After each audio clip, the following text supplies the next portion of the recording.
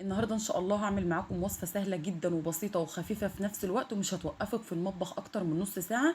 اول حاجه كده نسمي الله ونصلي على رسول، اللهم صل وسلم وبارك على سيدنا محمد وعلى اله وصحبه اجمعين. معايا صدر فرخه طبعا مغسول كويس بملح وليمون، ومعايا بصلتين متوسطين وقرن فلفل اخضر ومعلقه كده منها ريسه الشطه، او لو عندك فلفل احمر اطحنيه كده مع البصل وفرميه مع البصل في الكبه. بعد كده فرمته كويس وحطيته في مصفى عشان البصل ينزل الميه اللي فيه.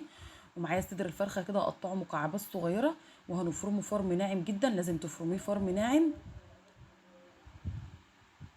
خلاص هنفرمه في الكبه بالشكل ده كده. لو عجبتك الوصفه ما تنسيش تعملي لايك وشير وسبسكرايب وتفعلي الجرس عشان يوصلك كل الفيديوهات الجديده. هنفرم باقي الكميه بنفس الطريقه. وزي ما قلت لك الوصفه ديت سهله جدا وبسيطه، مش هتوقفك كتير في المطبخ، وفي نفس الوقت خفيفه جدا في الاكل ولذيذه. خلاص كده تمام، فرمنا كده الفراخ بالشكل ده. هنعصر البصل من الميه كويس، هتضغطي عليه بالمعلقه كده تنزلي الميه اللي فيه. وبعد كده هناخد البهارات، هتاخدي ملح وثوم باودر وبصل باودر، بابريكا، فلفل اسمر، معلقه صغيره من السبع بهارات. خلاص حطينا كده معلقتين بقسماط، حطينا معلقتين بقسماط عشان الفراخ ما تفكش معانا.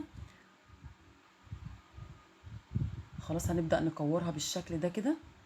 لازم طبعا تعجني الفراخ مع البصل كويس، او ممكن تفرموها تاني في الكبه، لكن انا عجنتها بالشكل ده كده. هنعملها كده كور صغيره بالشكل اللي انتوا شايفين ده، زي ما بتيجي تعملي كفته داوود باشا، بس دي مش لحمه، دي فراخ. خلاص خلصنا الكميه كلها. وبعد كده معايا معلقتين من الدقيق، هعفر كده الكفته في الدقيق، وبعد كده هنشوحها في زيت خفيف على النار.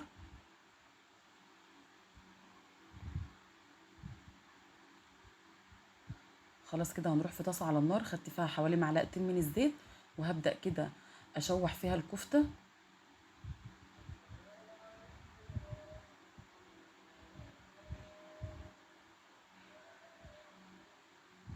مجرد ما تحطيها كده هتقلبيها على الجهه التانية تاخد معاكي لون، لازم تقلبيها كده عشان تاخد لون من كل الاتجاهات.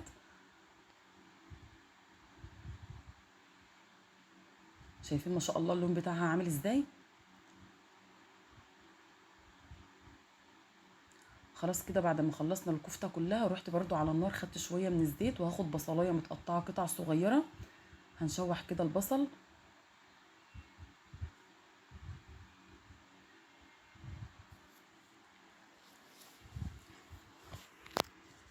مجرد ما البصل يدبل كده معانا وياخد لون اصفر، هننزل عليه بعصير من الطماطم.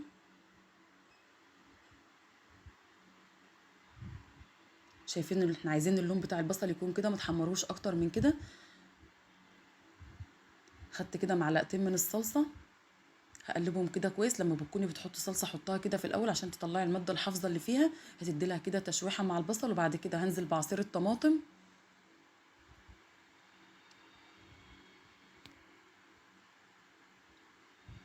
خدت كده ملح وفلفل اسمر وبابريكا.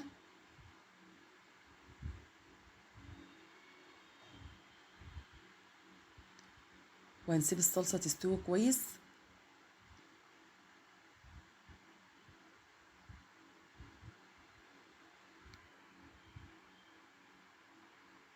خلاص بعد ما الصلصه اتسبكت معانا، هنزل بالكفته.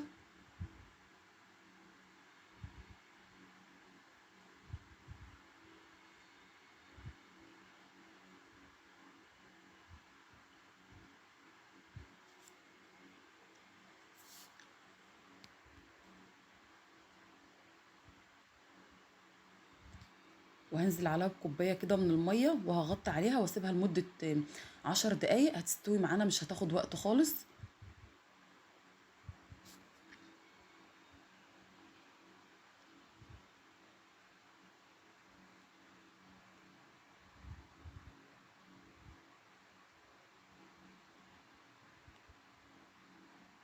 شايفين خلاص الكفته ما شاء الله شكلها عامل ازاي.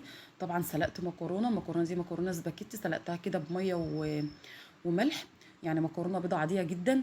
وبعد كده هنزل عليها بالصلصه، وطبعا الصلصه احنا كنا مكترين الطماطم علشان هنعمل معاها مكرونه. خدت كده قطع من الكفته ومع الصلصه، ودي كانت وصفه النهارده. شايفين ما شاء الله خفيفه جدا. اشوفكم في وصفه جديده على خير، ومع السلامه.